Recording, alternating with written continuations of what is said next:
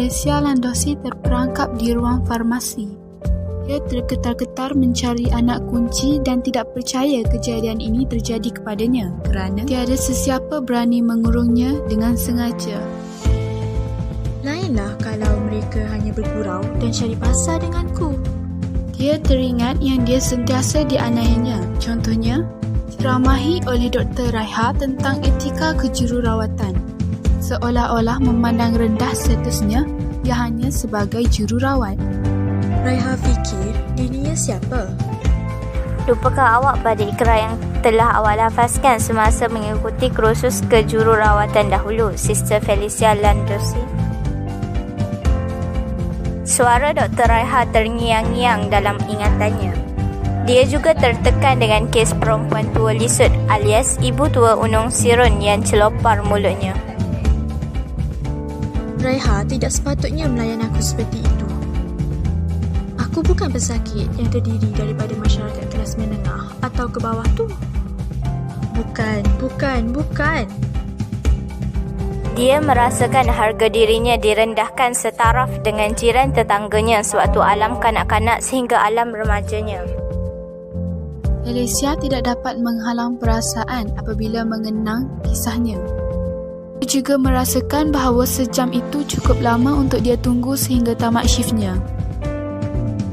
Dia juga merasa sesak ketika teringat rahsia besarnya iaitu terlibat dalam peristiwa kereta Porsche Dr. Sadis yang terbakar.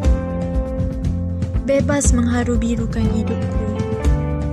Dalam dipagut kepiluan, dia meneruskan pencarian anak kunci sehingga sudah berasa letih. Padahal, dia pasti anak kunci bergantung pada lubang pintu di sebelah dalam ruang farmasi. Kedengaran suara yang menghantui Felicia. Dia sedar yang itu hanyalah sekadar gangguan emosi namun ingin diterapkan dalam jiwanya. Bagaimana kau mencarinya jika tubuhnya wujud tanpa kepala? Dia terkesan disebabkan kisah pahit hidupnya dari kecil sampai dewasa kerana kelahirannya tidak ketahuan bapa kandung yang membuatkan dia menjadi bahan persendaan. Felicia juga sering bergaduh dengan ibunya dalam urusan peribadi dan bidang kerjayanya. Kejadian ini membuatkan dia tenggelam dalam kebiasaan untuk minum ubat batuk sehingga dia tidak tahu berapa dos yang telah diambilnya.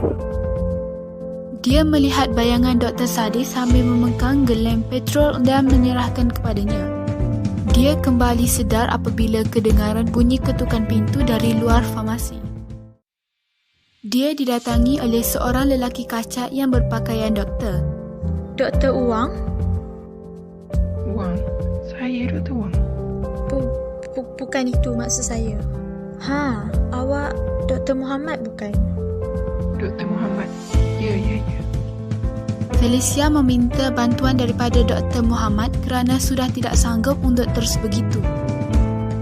Dengan perasaan gelisah, Dr. Raiha menuju ke PRPK setelah menerima panggilan kecemasan.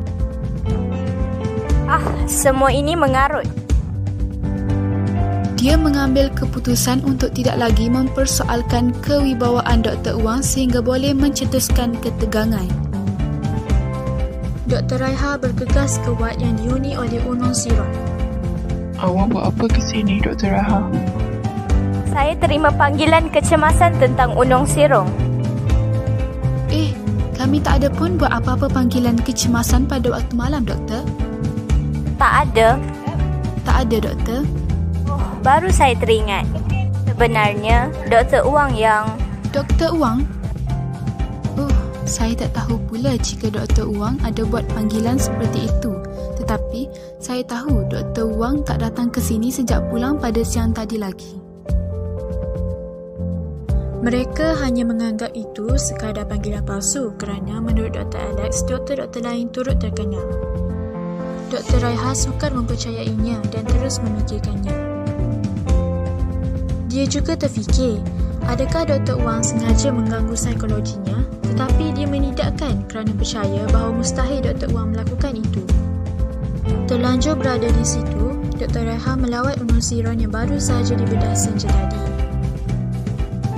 Dr. Raiha mengambil keputusan untuk mengabaikan panggilan tersebut. Dalam benak fikirannya, Raiha berharap pengusiran akan berjaya kali ini.